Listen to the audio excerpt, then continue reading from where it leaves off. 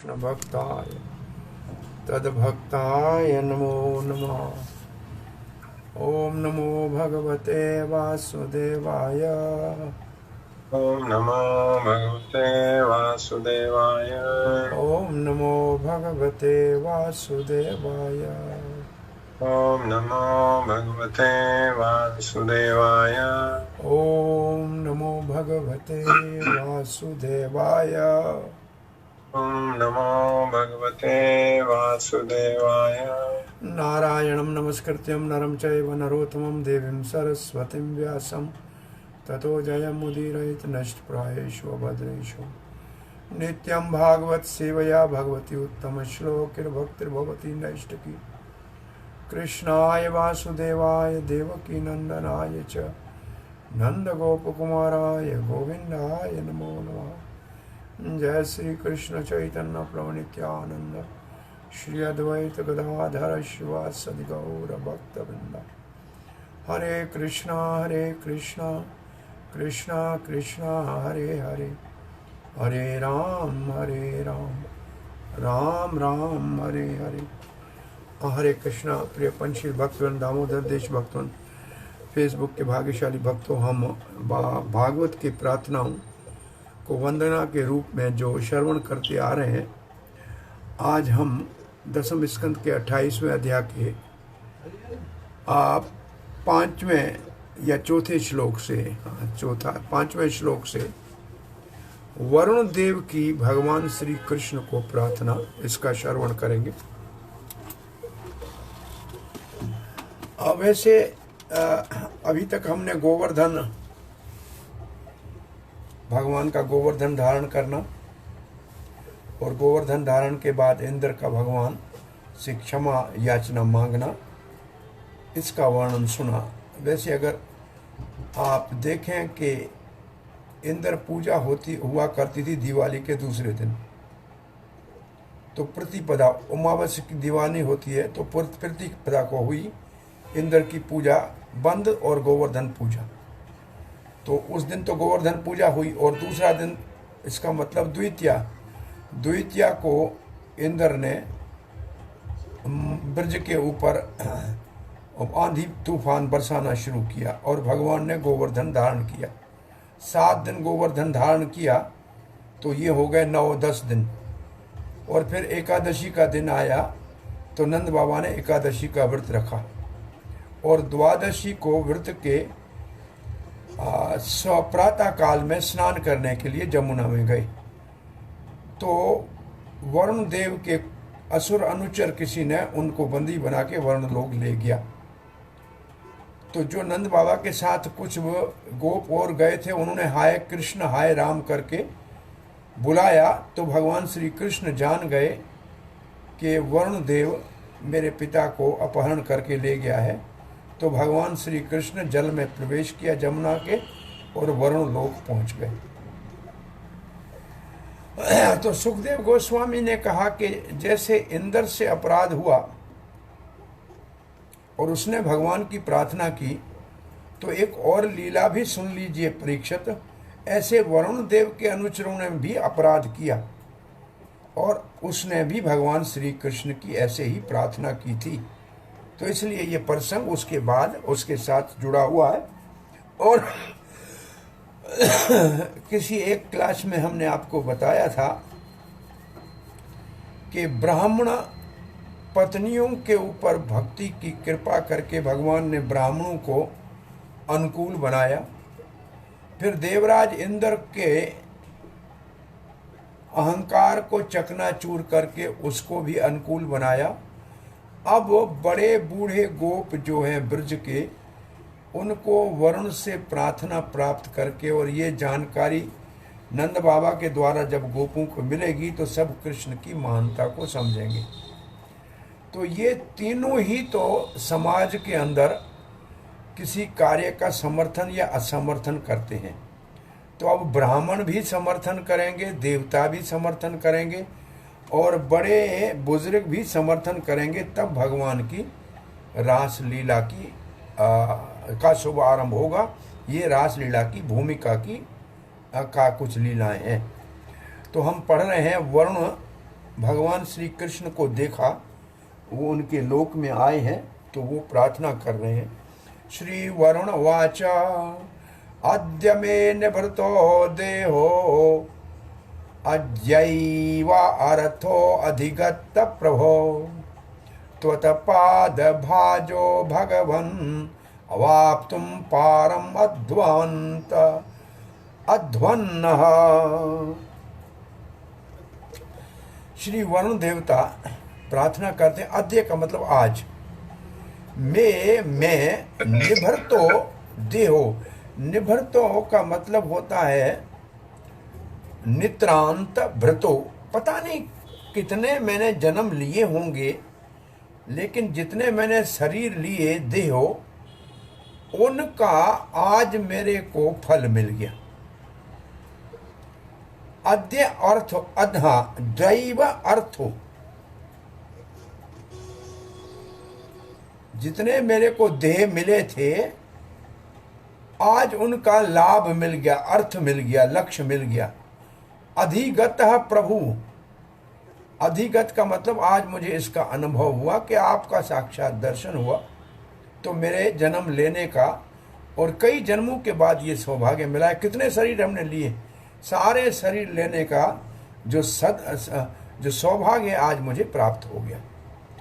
त्वदपाद भाजो, जो आपके चरणों का भजन करता है भगवान के, वाप्त हो पारम अध्वम, वो तो वैकुंठ को प्राप्त करता है, परम धाम को प्राप्त करता है। तो वो भौतिक जगत को से भौतिक जगत से मुक्त होकर आपके परम धाम को प्राप्त करता है। तो वरुण कह रहे हैं कि मैं जो शरीर धारण किया था, उसका आज पूर्ण फल मिल गया। मेरे जीवन का लक्ष्य आज पूरा हो गया। भगवान, जो आपके चरणों का शरण लेते हैं, वो भौतिक संसार का बंधन काट के आपके धाम को प्राप्त कर लेते हैं। इसका अर्थ ये है। श्री प्रभुपाद के शिष्य लिखते हैं, वरुणदेव आनंद में विभोर होकर कह रहे हैं कि आपके अनंत दिव्य इस शरीर को, श्री कृष्ण रूप को देखकर जो भौतिक जगत में शरीर लेने पड़ते हैं, उन सब शरीरों के संकट से मैं मुक्त हो गया। और मैंने जो शरीर लिया था, उसका उचित फल मिल गया, उत्तम फल मिल गया। वास्तव में अर्थ क्या है, लक्ष्य क्या है, वास्तव में जीवन का महत्व क्या है, जीवन का किस चीज को महत्व देना चाहिए, वरुण कहते हैं वो आज मुझे मिल गया। क्यों? कि भगवान आपके दिव्य रूप का दर्शन हो गया। और जो आपके चरणों का शरण लेते हैं, वो तो भौतिक जगत से तो पार ही हो जाते हैं। तो आध्यात्मिक दृष्टि से अवगत नहीं है, मतलब जो नहीं जानते हैं, वो समझते हैं कि आपके चरण कमल भौतिक है। श्री चक्रवर्ती पाद लिखते हैं, हजारों लाखों जन्म जो मैंने लिए, भौतिक शरीर जो ग्रहण किए, उनका आज तक जितने मैंने शरीर ग्रहण किए, वो तो बेकार ही थे, बार बार कर्मों के कारण मिल रहे थे। क्यों उसका लाभ नहीं मिला? बोला कभी आपका दर्शन नहीं हुआ। हजारों शरीर ग्रहण करने के बाद कोई लाभ नहीं हुआ आज तक, परंतु आज मेरे शरीर लेने का उद्देश्य पूरा हो गया। निभृत का अर्थ है पूर्ण रूप से मेरे को सफलता मिली शरीर धारण करने की। नित्रम का मतलब पूर्ण सफलता, और भृत का मतलब शरीर धारण करने की। आज मेरे को जीवन लेने का क्या मूल्य है, उसका पता लग गया। वैसे तो मैं वरुण हूं, मेरे पास बहुत से हीरे माणिक मोती हैं, रत्न हैं, परंतु आज आप जैसे परम रतन को प्राप्त किया है मैंने, जो आपके चरणों का शरण लेते हैं वो भौतिक संसार सागर से मुक्त हो जाते हैं, अध्वन पथ। और मैंने आज वो बिना किसी प्रयास के आपका दर्शन प्राप्त किया है, तो मैं कितना भाग्यशाली हूं, वर्ण जी अपनी ओर से कह रहे हैं। श्री जीव गोस्वामी लिखते हैं, हे प्रभु आप महान हैं, जगत के नाथ हैं, आपसे मिलना बहुत दुर्लभ है। जो आपके चरणों का शरण लेते हैं वो मुक्ति के अधिकारी हो जाते हैं। अवापहु का मतलब आसानी से मुक्ति को प्राप्त कर लेते हैं। मेरे शरीर धारण करने की सारी इच्छाएं आज पूरी हो गई, निवृत्त हो गया। और दूसरी लाइन में इस श्लोक में उस जन्म के लाभ का, सफलता का कारण लिखा है, और वो कारण है मेरे जन्म लेने की सारी इच्छा। भाई क्योंकि जन्म का क्या लक्ष्य होता है, क्या असल में अर्थ होता है, अर्थ का मतलब धन, अर्थ का मतलब लक्ष्य क्या होता है, आज मुझे वो मिल गया। आद्यैव अर्थो अधिगतः, आज मुझे वो लाभ, अर्थ, धन प्राप्त हो गया। तो क्या होता है वो होता है आपके चरणों की सेवा करने वाले को मुक्ति मिलती है। या निवृत्त का ये अर्थ है कि शरीरधारी को पूर्ण लाभ मिला, और आज मेरे को शरीर धारण करने का उत्तम लाभ प्राप्त हुआ है। क्यों? क्योंकि आज मैंने वो प्राप्त कर लिया जो सबसे बहुमूल्य है। संसारी हीरे मानत तो मेरे पास बहुत है, वरुण लोक में कमी नहीं है, परंतु आज आप अनमोल हीरा मिल गए हो। और कारण भी बता रहे हैं, जो आपके चरणों का शरण लेते हैं और उसका रास्ता जिनको प्राप्त हो जाता है, अध्वनः, वो भगवान, परम भगवान को प्राप्त करते हैं, वो परम को प्राप्त करते हैं, और परम आप ही है, स्वयं भगवान। तो मैंने आज स्वयं भगवान का दर्शन किया है। सनातन गोस्वामी पाद लिखते हैं, हे प्रभु, हे जगतनाथ, आपका दर्शन दुर्लभ है। अवापहु, जो आपका भक्ति करते हैं, जो आपका पूजन करते हैं, वो क्या प्राप्त करते हैं? वैकुंठ आसानी से प्राप्त कर लेते हैं। और आज अधिगत, आज मुझे वो फल प्राप्त हो गया, देह धारण कार्य करने का फल प्राप्त हो गया। आज मुझे विशेष अर्थ प्राप्त हुआ है, विशेष लाभ प्राप्त हुआ है, विशेष मुक्ति प्राप्त हुई है। और कारण ये है कि आपके चरण के सेवा करने वाले को वैकुंठ प्राप्त होता है। और दूसरा अर्थ अगर निकालें तो सनातन गोस्वामी पाद कहते हैं, कोई योग्यता होनी चाहिए, अधि माने अधिकार। और मुझे प्राप्त हुआ गतः, वो गति मुझे प्राप्त हो गई। वो क्या होता है? अधिकार, जो गति प्राप्त कराया, बोला वो है भक्ति। आज मुझे भक्ति प्राप्त हो गई, आज मैं भक्ति की महत्व को जान गया, और यही जीवन का लक्ष्य है, ये भी मैं समझ गया। अर्थ, इसका मतलब जीवन का धन भक्ति है। अधि का मतलब अधिकार, और गत का मतलब प्राप्त करना। और क्या प्राप्त करना? भक्ति, क्योंकि यही जीवन का वास्तविक धन है। और उसके उपरांत दूसरे लाइन में श्लोक के वो कह रहे हैं, जो किसी भी प्रकार से, ये न केन प्रकारेण आप क्या भक्ति करते हैं, वो वैकुंठ को प्राप्त कर लेते हैं। पराम अध्वन्ना, पराम अध्वन का मतलब परम धाम को प्राप्त कर लेते हैं, क्योंकि आप भगवान हो। आप भगवान हो, ये उचित है आपके लिए, ये सही है आपके लिए। आप ही तो अपनी महिमा का विस्तार करने वाले हो। अथवा इसका अर्थ है, आगे और क्या कुछ कहा जाए। आज मुझे जो दुर्लभ है वो मिल गया। आपके भक्तों को वैकुंठ मिलता है, परंतु मेरे को तो नंदनंदन मिल गया। और मेरे घर में आज नंदनंदन पधारे हैं, वरुण लोक में आए हैं। मैं कितना भाग्यशाली हूं। आज तो मुझे आपके भक्तों को जो वैकुंठ मिलता है उससे भी महान रतन मिल गया, फल मिल गया, स्वयं नंदनंदन भगवान मिल गया। ये है सनातन गोस्वामी का भाव। आगे वरुण जी दूसरे श्लोक में कह रहे हैं, नमस्तुभ्यं भगवते ब्रह्मणे परमात्मने न यत्र श्रूयते माया लोक सृष्टि विकल्पना। नमस्तुभ्यम, आपको नमस्कार करते हैं, भगवते भगवान को, ब्रह्मणे ब्रह्म को, परमात्मा ने परमात्मा को। जो भी वेदों में तीन आप एक के रूपों का वर्णन किया गया है, ज्ञानियों के लिए ब्रह्म या जोगियों के लिए परमात्मा या भक्तों के लिए भगवान, उन तीनों रूपों को मैं प्रणाम करता हूं।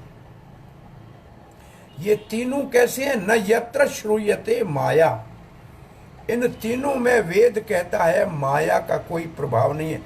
श्रुति, श्रूयते का मतलब श्रुति, श्रुति का मतलब वेद। वेदों से ये हमने सुना है कि भगवान ब्राह्मण या परमात्मा माया से परे है।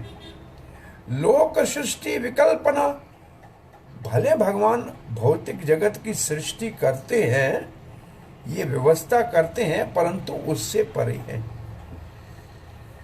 मैं प्रणाम करता हूं आपको जो परम पुरुष भगवान है, परम सत्य है, परमात्मा है, और आपके अंदर माया का लेश मात्र असर नहीं है। और आप तो ये जगत की सृष्टि के तो रचयिता है, लेकिन उससे कभी भी प्रभावित नहीं होते। श्री प्रभुपाद जी लिख रहे हैं, श्रूयते, प्रभुपाद के शिष्यों का तात्पर्य 10वें स्कंद है।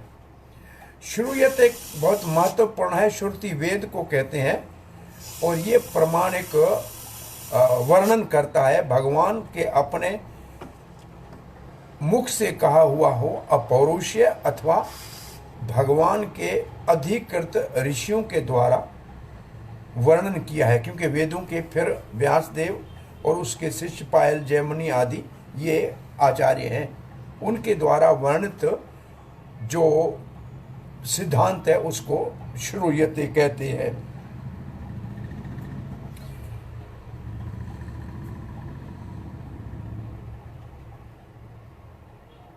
तो ये दोनों भगवान और भगवान के अधिकृत ऋषिगण जो वेदों का वर्णन करते हैं, कभी भी नहीं कहते हैं कि परम सत्य के अंदर माया का दोष है। माया का दोष परम सत्य में नहीं है। श्रीला श्रीधर स्वामी कह रहे हैं, ब्रह्मणे शब्द जो इसमें है उसका उसका अर्थ है भगवान अपने आप में परिपूर्ण है। भगवान परिपूर्ण है अपने आप में, आत्मा राम है, ये ब्रह्मणे शब्द का अर्थ है। और परमात्मने शब्द का अर्थ है भगवान सब जीवों का नियंता है। परमात्मा की प्रेरणा से सब जीव अपने कर्मों के अनुसार कार्य करते हैं और भगवान उनका नियंता है, परमात्मा। इसका अर्थ ये है भगवान में जो पूर्ण है, ब्रह्मणे अपने आप में जो पूर्ण है और जो सर्वशक्तिशाली है,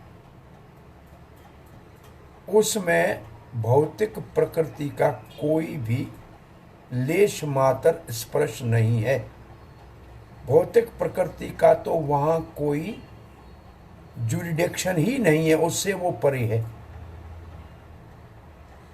भौतिक प्रकृति के दायरे से परे है, प्रभाव से परे है। चक्रवर्ती ठाकुर लिखते हैं,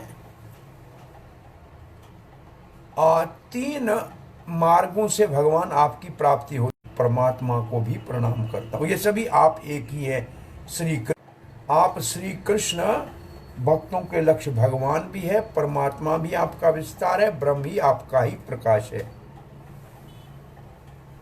और कोई कहे कि ये तीनों अनुभूतियों में माया का कुछ असर है तो वो गलत है।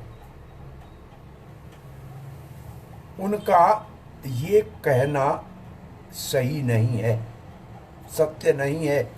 ये तीनों अनुभव माया से परे है, तीनों में माया का स्पर्श नहीं है। इन तीनों अनुभूतियों को माया नहीं छू सकती। कौन सी माया? जो सृष्टि करती है, लोक सृष्टि विकल्पना। लोक की सृष्टि जो है, जो लोक की सृष्टि करने वाली माया है, वो इन तीनों ब्रह्म, परमात्मा और भगवान को स्पर्श नहीं कर सकती। श्रील जीव गोस्वामी लिखते हैं, बड़ी गंभीर भक्ति के साथ वरुणदेव भगवान को प्रार्थना कर रहे हैं। किस भगवान को प्रार्थना कर रहे हैं? जो षड्गुण संपन्न है, जिसमें भग का मतलब 6 गुण, ऐश्वर्य और श्री और ज्ञान, वैराग, बल, ये जो है, ये 6 गुण, षड्गुण संपन्न जो भगवान है, और जो सब प्रकार का मुक्ति दाता है, अंतर्यामी है, सबके हृदय में विराजमान है, जो देखने में नहीं आता है,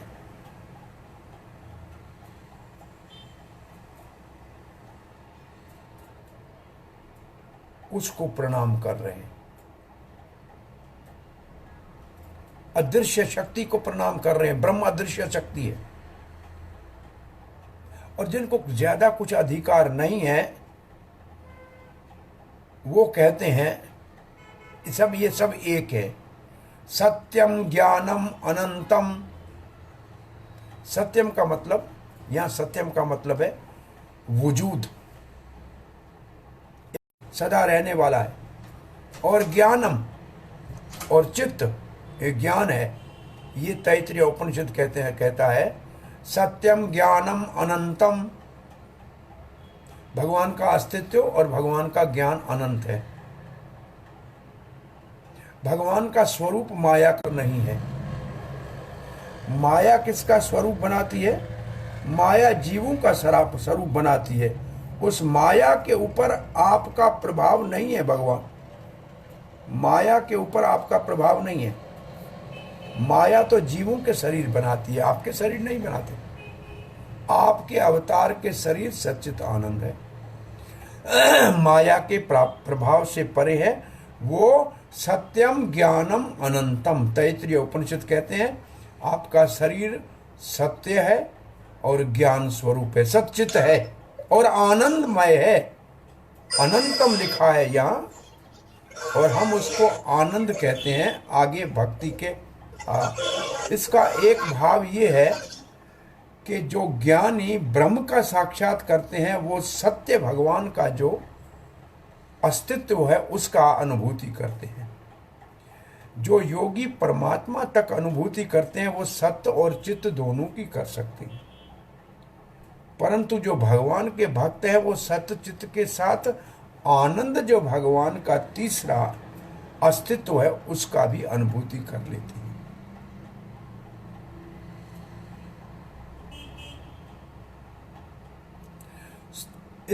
इसका अर्थ क्या है कि माया भगवान का शरीर नहीं बनाती, जीवों का शरीर बनाती है, आत्माओं का शरीर बनाती है। इसका अर्थ है कि भगवान का स्वरूप, उनका गुण, नाम, रूप, लीला, ये भगवान की स्वरूप शक्ति से प्रकट होता है।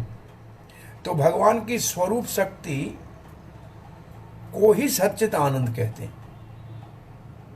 भगवान की माया शक्ति को सतो तमो रजोगुण का बना हुआ त्रिगुणी कहते हैं, और भगवान की स्वरूप शक्ति को सच्चित आनंद कहते हैं, जिसके लिए दूसरे शब्द है, सत्य के लिए शब्द है सैंदनी।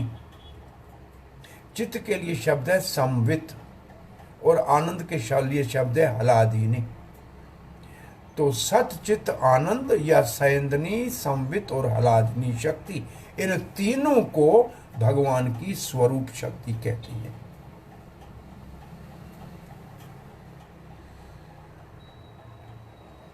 और यही शक्ति भगवान का रूप, गुण, शक्ति, लीला, जो कुछ है इसी स्वरूप शक्ति के द्वारा होता है। मैं बहुत बड़ा सफल हुआ अपने जीवन में आपका दर्शन करके। वरुण कहता है आपका दर्शन, वरुण देव कहते हैं श्री कृष्ण आपका दर्शन पाके मेरा जीवन धन्य हो गया, मैं सफल हो गया। और ऐसा सच्चित आनंद स्वरूप साक्षात भगवान, ब्रह्म नहीं, परमात्मा नहीं, परंतु उन दोनों के साथ पूर्ण भगवान आज मेरे वर्ण लोक में पधारे हैं, मेरा अति सौभाग्य है। सनातन गोस्वामी पाद लिखते हैं वरुण देव बहुत उत्तम भक्ति के साथ प्रणाम करते हुए, आदर करते हुए कार्य और कारण का वर्णन कर रहे हैं।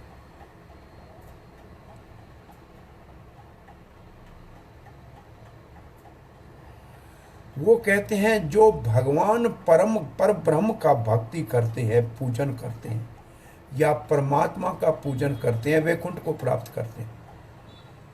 वो भी दुर्लभ है, ये अनुभूति भी दुर्लभ है।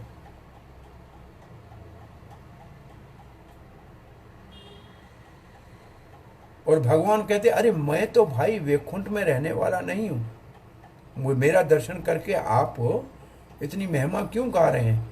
मैं तो एक ग्वाल बाल हूं, नंद नंदन का पुत्र हूं और ब्रज में गैया चराता हूं।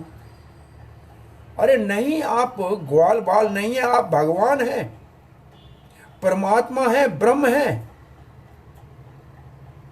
ये तीनों जो हैं, भगवान, ब्रह्म और परमात्मा, जिसको भागवत में कहा गया है ब्रह्मेत्मी परमात्मेत्मी भगवान इति शब्द थे, एक तत्व को जो ये भागवत के 1-2-11 में कहा गया है, वो आप हैं श्री कृष्ण तीनों का।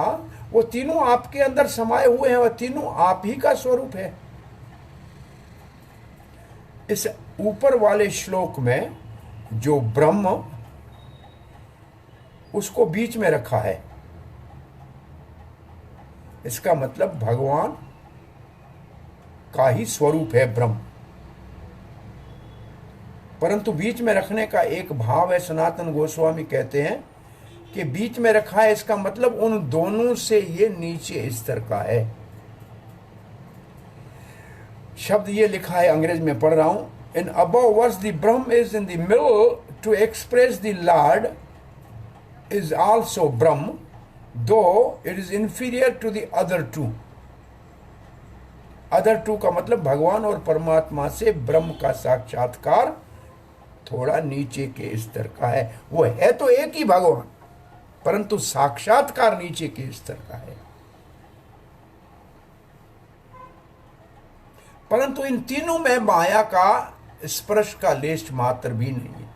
तीनों माया से परे है। तीनों की उपलब्धि जिसी भी साधन से होती है, ये तीनों की जिसको प्राप्ति हो वो माया से ऊपर उठ जाता है।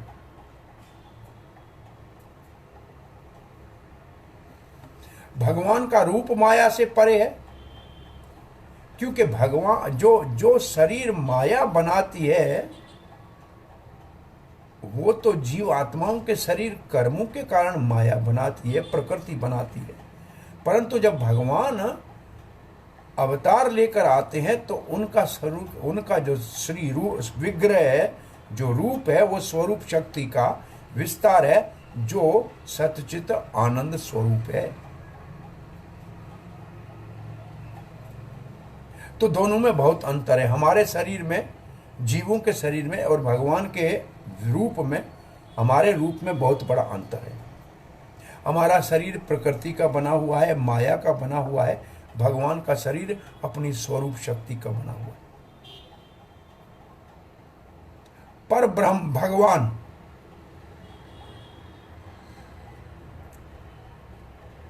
उसके साथ माया का कोई संबंध नहीं है।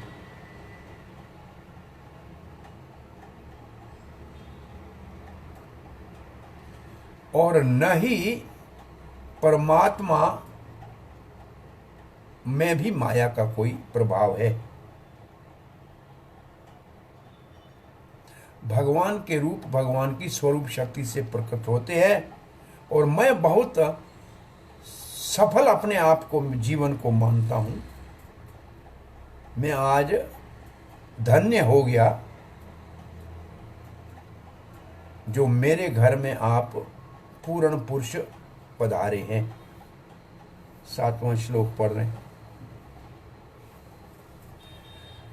अजानता माम केन मूढ़ेन कारया वेदिना आनीतो अयम तव पिता तद भवान क्षन्तुम अर्हति।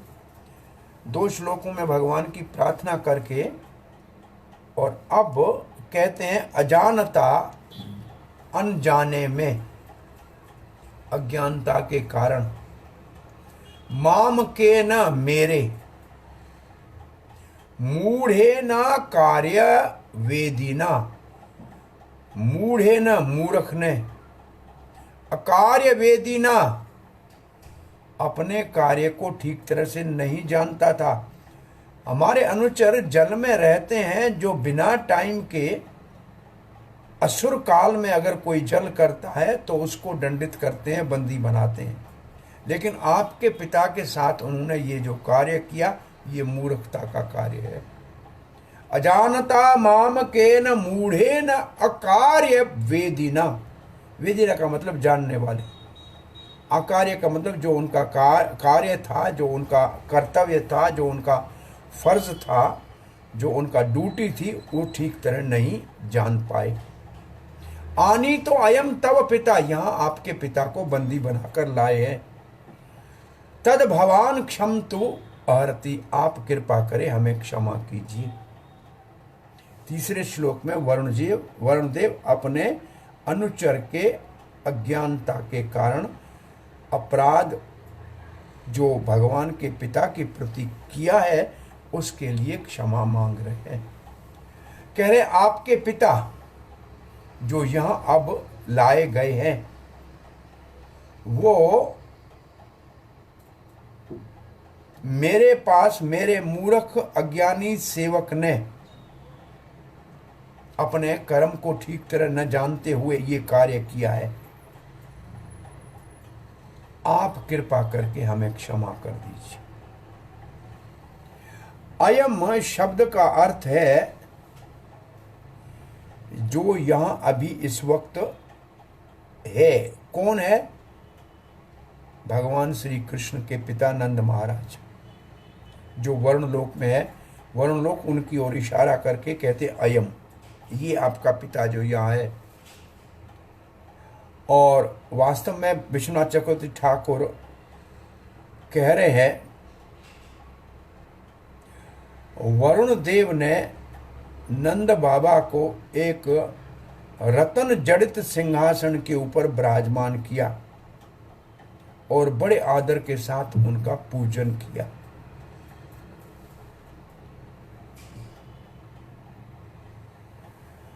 अब एक प्रश्न उठता है, क्या नंद महाराज जल में गए थे वो असुरी काल था जब जल में नहीं जाना चाहिए? वैसे 3 बजे के बाद जल में स्नान कर सकते हैं। 2 हैं। ब्रह्म मुहूर्त का जो समय है, और रात को समझ लीजिए कि 7 साढ़े 7 बजे से लेके 3 बजे तक या ऐसे कुछ समय है जो तालाब या नदी में स्नान करने के लिए निषेध है। ये असुरी काल कहा जाता है। एग्जैक्टली टाइमिंग तो मुझे पता नहीं। माइक्रोफोन किसका है? बंद कीजिए। हरि बोल, हरे कृष्णा। माइक्रोफोन बंद कीजिए प्रभु।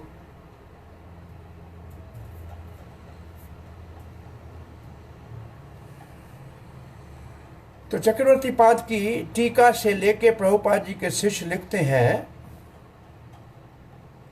नंद महाराज सही समय में जल में स्नान के लिए प्रवेश किया था, सूर्य उदय से पहले ही किया था।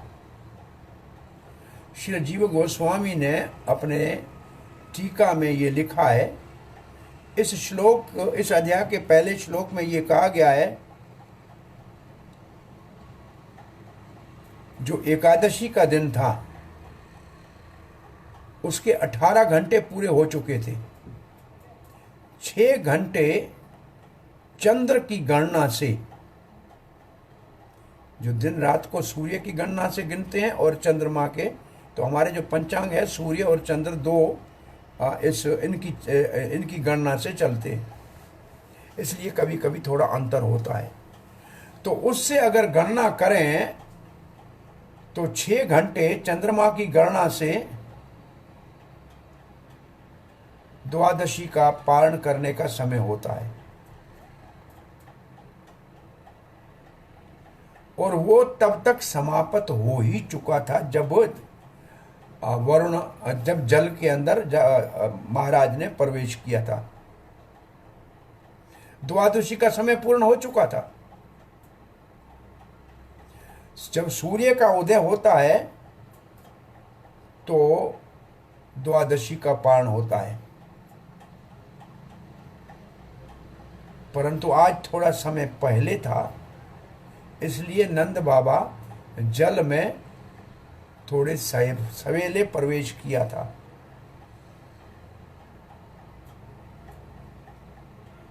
नहीं तो जो अमंगल कार्य है जल में प्रवेश करने का, रात्रि का निशाचर समय है, वो समय नंद बाबा प्रवेश नहीं करते।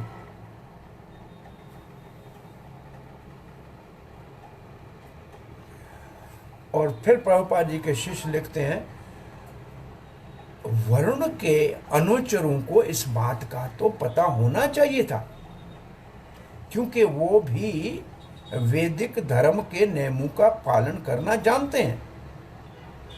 फिर उससे ऊपर नंद महाराज जो भगवान के पिता का सौभाग्य प्राप्त करे हैं, किया हुआ है, वो कितने महान, पूजनीय और पवित्र है, उसको एक वरुण के अनुचर कैसे बांधने का साहस कर सकते हैं। चक्रवर्ती पाद लिखते हैं, भगवान श्री कृष्ण क्योंकि गोपाल वेश में गए थे, उनका पिताजी वहां विराजमान था और वरुण देव ऐसे भगवान की प्रार्थना कर रहे थे, तो हाथ जोड़ के वरुण देव कहते हैं, कृष्ण कह रहे हैं, हाथ जोड़ के नहीं, कृष्ण ऐसे गोपाल के रूप में कहते हैं, आप मेरे को इतनी बड़ी प्रार्थना के द्वारा संकोचित क्यों कर रहे हो, एम्ब्रेस क्यों कर रहे हो? I am embraced by your prayers. इसके उत्तर में वरुण कहते हैं, मैंने आपका अपराध किया है, मुझसे आपका अपराध हो गया है। और इसी भावना से इस श्लोक को वरुण देव कह रहे। इसका अर्थ है, जब 2 श्लोक बोले तो भगवान श्री कृष्ण थोड़े संकोचित हुए अपने पिता के सामने। कृष्ण की महिमा वरुण देव ने जब गाई तो उन्होंने कहा, मेरी आप प्रशंसा क्यों कर रहे? मैं इससे संकोचित हो रहा हूं, मैं इससे एम्ब्रेस हो रहा हूं, नहीं कीजिए। तो उन्होंने कहा, मैं वास्तव में कहता हूं कि मुझसे अपराध हो गया। अगर कोई सूर्य उदय से पहले जल में प्रवेश करता है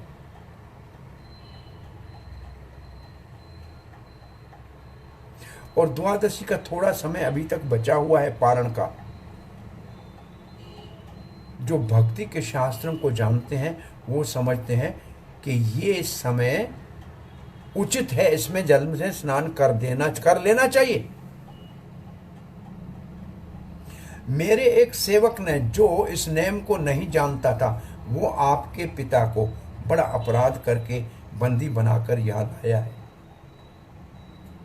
और मेरे सेवक का अपराध मैं अपना अपराध मानता हूं। ये मूर्ख नहीं जानता था कि इसका कर्तव्य क्या था। अकार्य वेदम नहीं जानता था। आपका पिताजी जिनको मेरा ये मूर्ख सेवक लाया है वो यहाँ विराजमान है। और फिर अपनी उंगली के इशारे से नंद बाबा की ओर इशारा किया, जो एक रतन जड़ित सिंहासन के ऊपर बड़े आदर के साथ विराजमान थे और वरुण देव स्वयं उनकी पूजा कर रहे थे। और जब वरुण देव नंद बाबा की पूजा कर रहे थे, नंद बाबा अपने आराध्य देव सालंगराम की का ध्यान कर रहे थे, उसका स्मरण कर रहे थे। आपने कभी सुना होगा, नंद बाबा के पास एक सालंगराम था, नारायण शिल्ला, उसका वो भोग लगाते थे, पूजन करते थे, तुलसी चढ़ाते थे, ये रोज का नेम था। और रसगुल्ले और गैया, तो बाबा के पास गैया तो बहुत थी, तो रसगुल्ले, गुलाब जामुन, रस मलाई, रबड़ी का भोग लगता था। छोटे से कृष्ण बालक थे, 2-2.5 साल के बहुत। और नंद बाबा आंखें बंद करके सालंगराम को भोग लगा रहे थे। कृष्ण के मन में आया, इतना सारा रसगुल्ले, संदेश, रसमलाई, गुलाब जामुन रोज खाता है ये भगवान, तो कितना मीठा होगा, इसको चख के देखता हूँ। बाबा की आंखें बंद थी, कृष्ण ने सालंगराम को उठा के अपने मुंह में डाल दिया। बाबा ने आंखें खोली, अरे मेरा ठाकुर कहाँ गया? अरे कन्हैया मेरा ठाकुर, मुंह बंद करके कह रहे नहीं नहीं नहीं।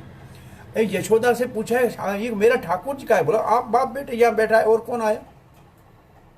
अब कृष्ण बोल नहीं रहे, वैसे करके देखा तो सालंगराम मुंह में पड़ा है। बाहर से निकाल के जमुना में जाके स्नान करके प्रार्थना करते हैं, भगवान मेरे बालक को क्षमा करना, इसने आपको मुख में धारण किया। कुछ महात्माओं के मुख से सुना है कि वो सालंगराम आज भी कोटा में वल्लभ संप्रदाय के किसी मंदिर में पूजित है, जिसकी पूजा नंद बाबा करते थे। ये संतों के मुख से सुना हुआ एक प्रसंग है। तो नंद बाबा इससे बहुत बड़ा, ये एक लाइन लिख के विश्वनाथ चक्रवर्ती ठाकुर ने एक बहुत बड़ा सिद्धांत स्थापित किया है। वरुण देव नंद बाबा की पूजा कर रहे थे, तो नंद बाबा अपने आराध्य देव की पूजा कर रहे थे। इसका अर्थ है जो वरुण नंद बाबा की पूजा कर रहे थे, उस पूजा को वो अपने आराध्य देव भगवान को अर्पण कर रहे थे, वो पूजा अपने लिए नहीं ले रहे थे। ऐसी अपने पार्थसारथी मंदिर अभी तो नया बना है, पुराने मंदिर में एक दक्षिण भारत का बहुत बड़ा तांत्रिक वेदज्ञ विद्वान, उसने देखा श्रील प्रभुपाद की गुरु पूजा हो रही और भक्त गा रहे हैं संसार दावान, है ना, श्री गुरुचरण पदम केवल भक्ति सदन, और आरती कर रहे हैं। और प्रभुपाद भी अपने मुख से वही गुरु पूजा का ये पूरा जो स्तोत्र है ये गा रहे हैं, श्री गुरुचरण पद्म केवल भक्ति सदम बंदो मोहि सो, वो प्रभुपाद भी गा रहे।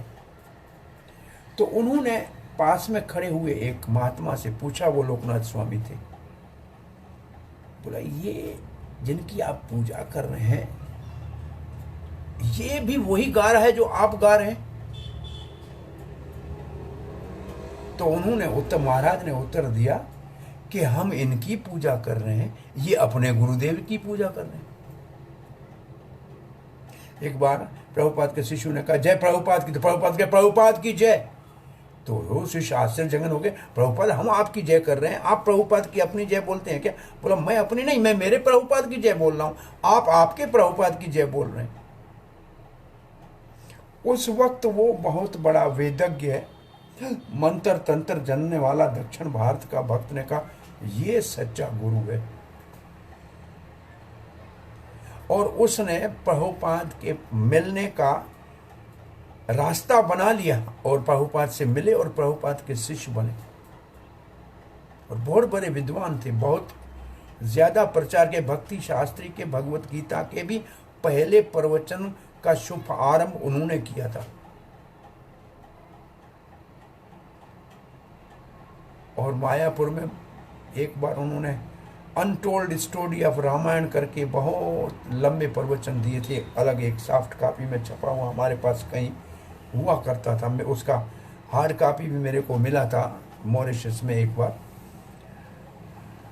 आत्म तत्व उसका नाम, प्रभुपाद ने आत्म तत्वदास ऐसे कुछ नाम था। और वो महात्मा अब मेन स्ट्रीम इस्कॉन के साथ नहीं है, लेकिन बहुत बड़े सम्मान्य व्यक्ति है। वृंदावन में कुछ साल पहले आए थे तो प्रभुपाद हाउस में भगवत गीता का प्रवचन भी दे रहे थे। और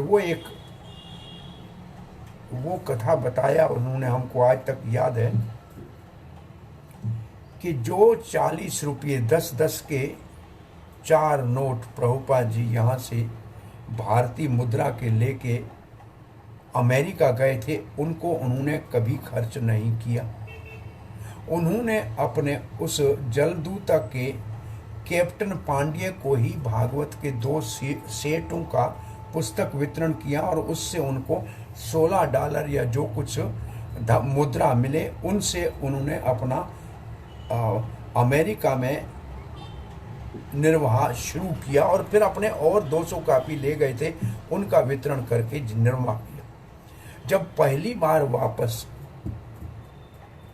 अमेरिका से दिल्ली एयरपोर्ट पे उतरे तो वो कीर्तनानंद महाराज के साथ आए थे उस समय। और वो छिप्पीवाड़ा वाले मंदिर की एड्रेस के ऊपर जाना चाहते थे जिसमें वो पहले रहे थे। तो एक सरदार टैक्सी वाले ने को लाने के, उसने कहा भाई मैं, प्रभुपाद ने कहा वहां तक ले जाने का कितना है?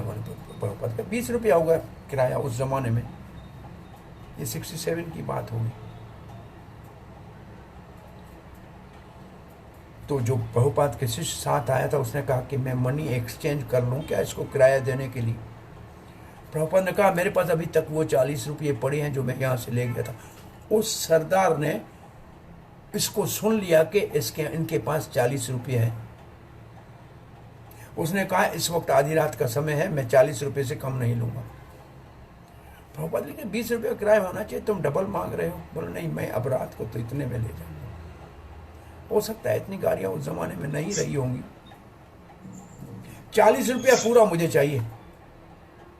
सरदार ने भी जिद किया और देने के लिए हाँ कर दी। जब उतार दिया वहाँ छिप्पीवाड़े के वहाँ प्रभुपाद जी उतरे, वो 40 रुपया निकाल के जो उनके पास 65 में गए थे सितंबर में, और वो 67 में आए थे। अभी मुझे एग्जैक्टली डेट याद नहीं है, देख सकते हैं प्रभुपाद लीला अमृत में। तो जो 2-2.5 साल तक उनको 40 रुपये थे वो सरदार को दिए। और आत्म तत्व प्रभु कह रहे हैं, वो सरदार तब तो टैक्सी चलाता था और समय बदला, वो बहुत बड़ा ट्रांसपोर्टर हो गया। और वो उसने आत्मतत्व बोला, हम उसके पास मिलने गए, पता लगा क्योंकि हम कौन आया प्रभुपाद को उतार के, पहले टैक्सी वाला ले आया था अमेरिका से, प्रभुपाद पहले लौटे।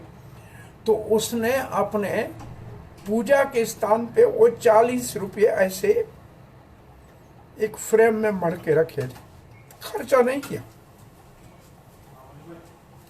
बोला ये महाराज की संपत्ति मैंने ली, जबरदस्ती थी, लेना कम था, लिया ज्यादा था, लेकिन इसकी कृपा से मेरा तो जीवन बदल गया, वारे न्यारे हो गए। फिर संभव तो उनको क्या दान दिया होगा इस्कॉन के लिए, लाइफ मेंबर बना या कुछ हुआ। लेकिन ये बात सिद्धांत इससे कि जब नंद बाबा का पूजन वरुण देव कर रहा था, नंद बाबा अपने आराध्य देव का स्मरण कर रहे थे। ये एक बहुत बड़ा सिद्धांत है। अगर समझ में आ जाए जीवन में, आपका कोई प्रशंसा करे तो आप अपने गुरुदेव की और परंपरा की और गौर निताय और कृष्ण बलराम की राधा श्याम की प्रशंसा करो, उसको अपने लिए मत रखो, तो फिर आप भगवान को प्राप्त करने में सफल हो जाओगे। वरुण देव कह रहे हैं, आप दया के सागर हो भगवान, और मैं अपराध का सागर हूं। आपकी जो इच्छा है, चाहो तो दंड दो, चाहो तो क्षमा कर दो। ये भाव है विश्वनाथ चक्रवर्ती पाद का। मैं समझता हूँ आज का समय हो गया जीव गोस्वामी का तात्पर्य, और ये फिर हम सोमवार को जीव गोस्वामी का ही है तो पढ़ लेते हैं। चलो, आप मेरे इस महान अपराध की क्षमा कीजिए। मेरे मूर्ख अनुचरों ने आपके पिता को बंदी बना के मेरे पास लाए हैं।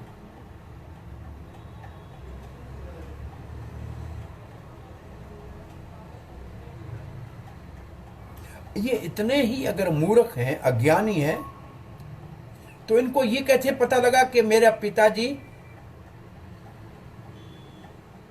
गलत समय पे पानी में प्रवेश किया? अज्ञानी होते तो ये थोड़ी इनको पता लगता है। इसका मतलब इनको मालूम तो था कि कौन से समय तक असुरों का समय है स्नान करने का, निशाचर काल कौन सा है, और फिर देव काल कौन सा है। इतना तो पता था ना, इतना मूर्ख तो नहीं है ये। अजानता, ये नहीं जानते थे। क्या नहीं जानते थे? कि ये आपका पिता है। ये इनको पता नहीं था कि ये आपके पिता है। और वो मूढ़ है ना, उनको भगवान के बारे में तो कोई जानकारी है ही नहीं। वो तो मैं देवता के अनुचर है, वो मुझे ही सब कुछ मानते हैं, मुझसे ऊपर कोई भगवान है, इनको ये बुद्धि ही नहीं है। ये केवल मूर्ख नहीं है, ये कम बुद्धि भी है।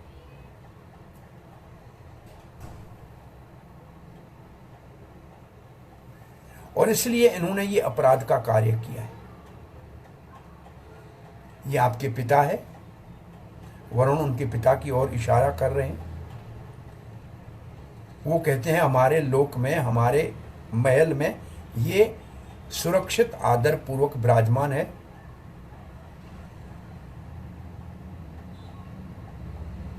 और क्योंकि मैं तो जानता हूं कि आपका पिता है, मेरे अनुचर नहीं जानते हैं।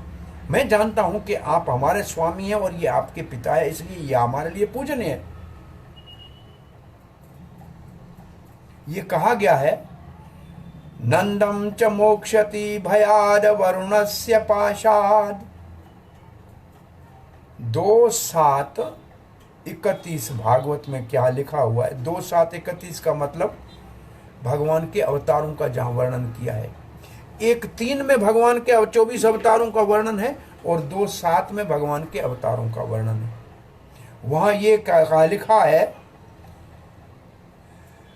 और नंदम च मोक्षते, नंद को मुक्त किया, भयाद वरुणस्य पाशाद, वरुण के पास से बंधा हुआ था नंद, उसको वरुण ने मुक्त कर दिया। जैसे वो देखा कि ये मेरे अनुचर बांध के लाए हैं, वरुण ने उसको तत्काल मुक्त कर दिया। इसका मतलब वरुण ने उन रस्सियों से नहीं बांधा था।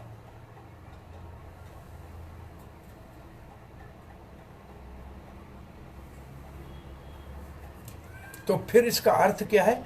मतलब इसका अर्थ ये है कि नंद बाबा को जो भय हो रहा था कि वो ब्रज से और नंद से और कृष्ण से दूर हो गए थे, उस भय से कृष्ण ने नंद बाबा को मुक्त किया, क्योंकि कृष्ण का उनको दर्शन वर्णलोक में हो गया।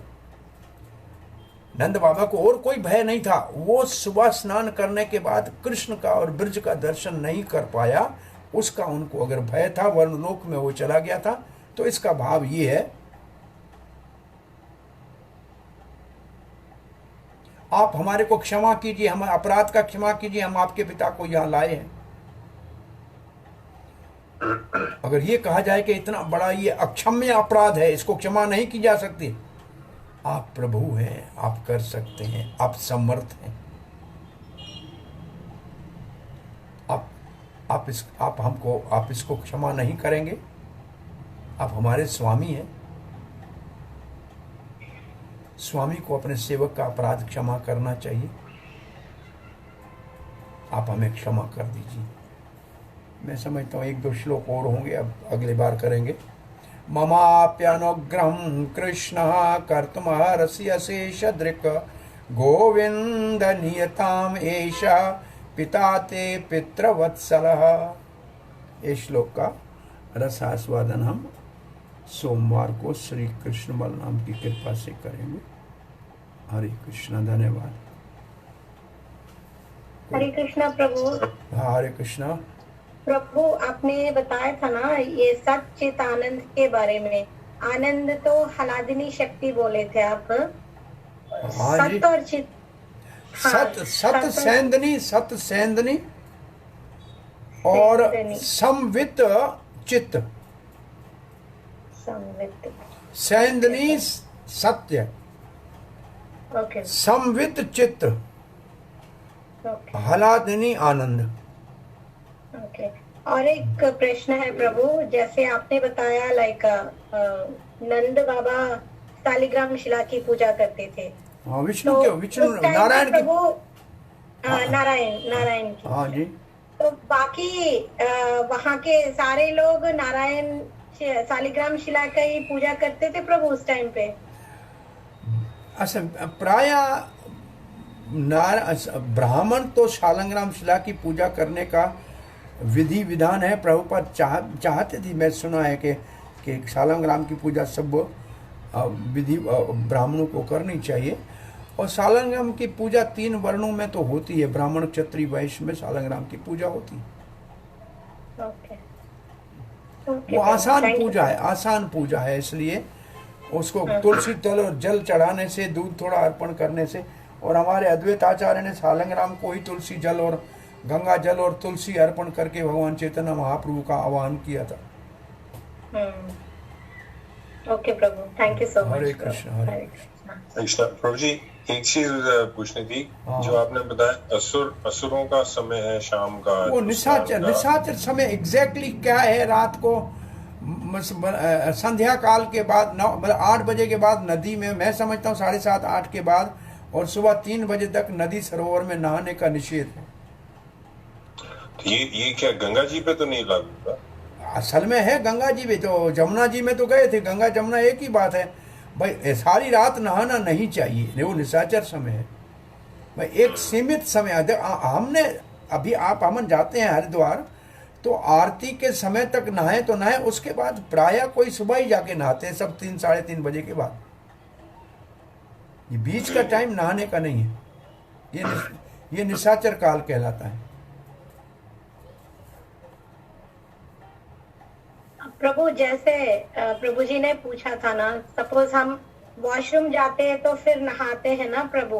8 बजे के बाद हम वॉशरूम जाते हैं तो फिर नहाते वो अपने घर में नहाए, नलके में नहाए, सरोवर नदी में नहीं नहाना है। जो जलाशय है, जो वरुण देव का स्थान है, वहां नहीं नहाना है। ओके प्रभु, घर में नहा सकते। थैंक यू प्रभु। वो जो सामूहिक जल स्थान है, वहां नहीं नहाना है।